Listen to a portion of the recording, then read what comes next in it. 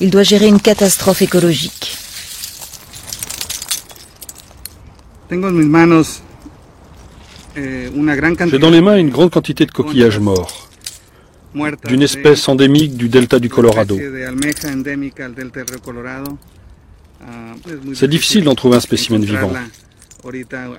Quand l'eau douce arrivait jusqu'ici, on trouvait cette palourde en abondance. Mais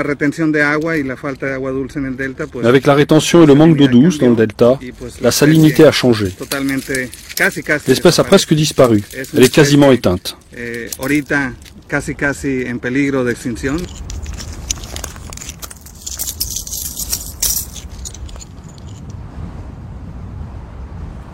Comme ces palourdes, un tiers de la flore et de la faune du delta sont endémiques. Plusieurs espèces de poissons, de mammifères marins et d'oiseaux sont aussi en danger d'extinction. Personne n'a encore mesuré l'ampleur de ce bouleversement.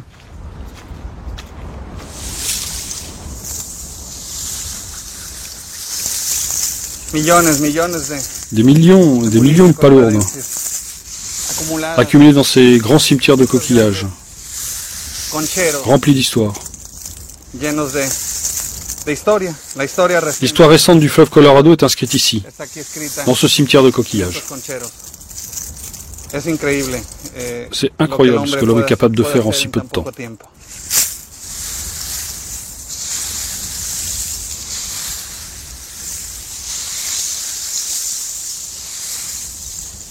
La main de l'homme, responsable d'une telle catastrophe, il faut aller la chercher 600 km au nord.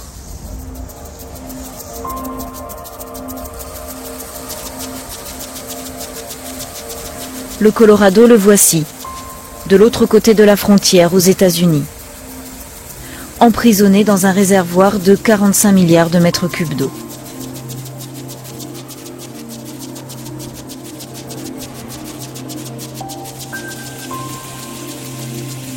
Pour endiguer le fleuve capricieux, les Américains ont construit un barrage gigantesque, le Hoover Dam, de 120 mètres de haut, 370 de large.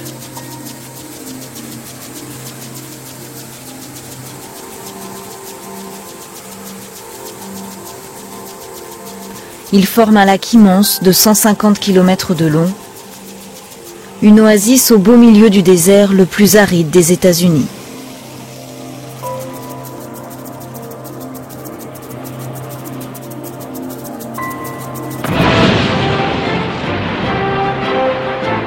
C'est en pleine Grande Dépression que le Hoover Dam est édifié.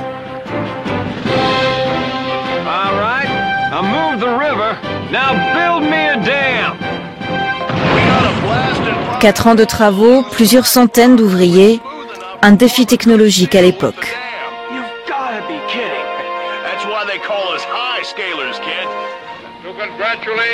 Le barrage est érigé en symbole de la réussite américaine.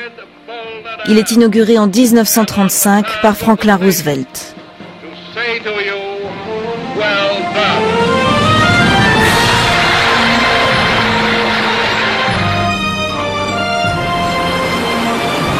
Fini les inondations catastrophiques. Pour la première fois, les hommes maîtrisent le fleuve. For the first time in history, the Colorado River is under man's control. Le Hoover Dam est loin d'être le seul ouvrage à enfermer le Colorado. D'autres barrages ont suivi le long des 7 États américains traversés.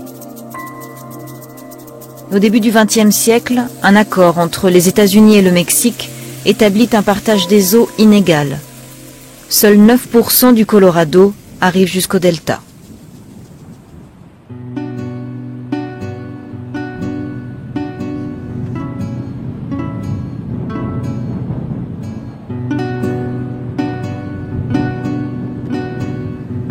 S'affranchir du désert, pêcher, coûte que coûte.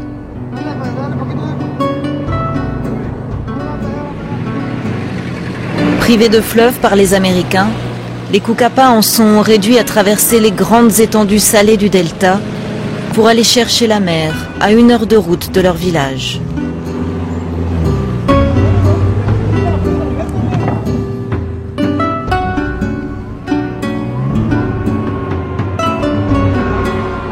Bateaux, filets, équipements, rien n'est prévu pour affronter cette mer.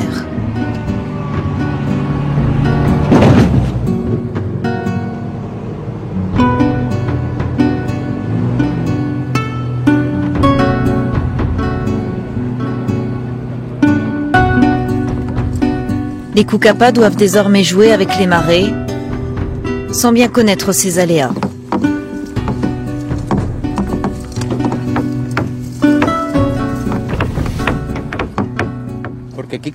Parfois, quand on rentre avec le poisson, on se retrouve dans le virage là-bas où c'est complètement asséché à marée basse. On est empêtré dans la boue et on n'arrive pas à revenir. On doit attendre l'eau pendant des heures. On attend la marée montante pour rentrer.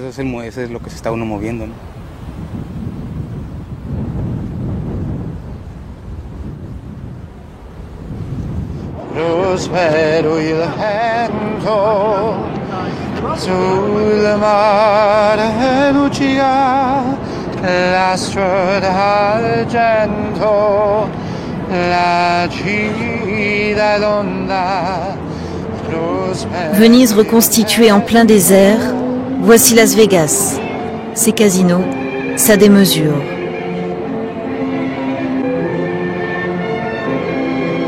The Venetian est l'hôtel le plus grand de la planète avec plus de 7000 chambres.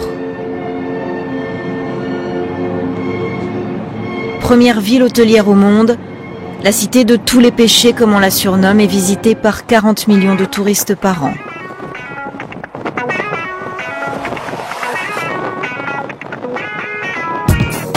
Une opulence due au Hoover Dam. Le barrage sur le Colorado à quelques kilomètres de là a permis l'essor de la ville en plein désert. Petite bourgade il y a 50 ans, 2 millions d'habitants aujourd'hui. Un déluge de richesses, une consommation d'eau effrénée.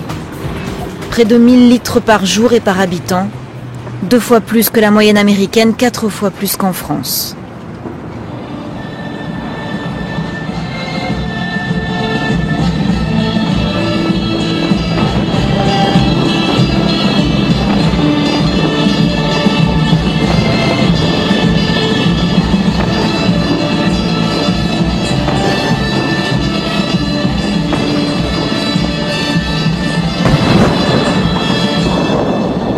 Las Vegas boit goulûment l'eau du Colorado.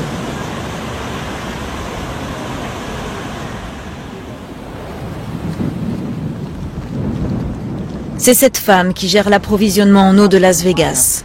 Un travail capital. Pat Mulroy est l'un des personnages les plus puissants du Nevada. Pressentie pour être le prochain gouverneur de l'État, elle le sait mieux que quiconque. Sans le Colorado, Las Vegas n'existerait pas. Las Vegas est la cité la plus sèche des États-Unis. Elle est située en plein désert du Morave. Il ne pleut ici que 10 cm d'eau par an en seulement 2 jours.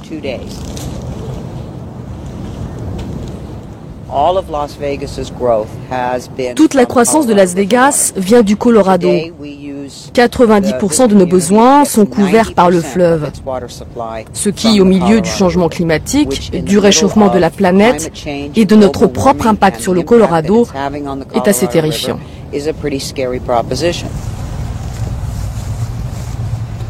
Las Vegas le comprend tout juste. Elle doit économiser le précieux liquide. Après 8 années de sécheresse, la ville commence à manquer d'eau. D'ici 5 ans, elle n'en aura plus. La cité a mis sur pied une politique unique au monde. 7 jours sur 7, 24 heures sur 24, 15 officiers spécialisés patrouillent dans la ville. La mission de cette police de l'eau, dans cette vie d'abondance, est un peu surréaliste. Traquer les fuites.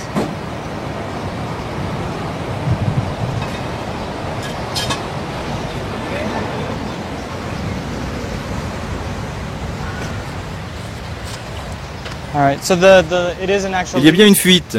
Je vous donne juste un avertissement, mais ce n'est pas une amende. Ils ont 48 heures pour réparer la fuite. Après ces 2 jours, on revient et on regarde si c'est fait ou pas.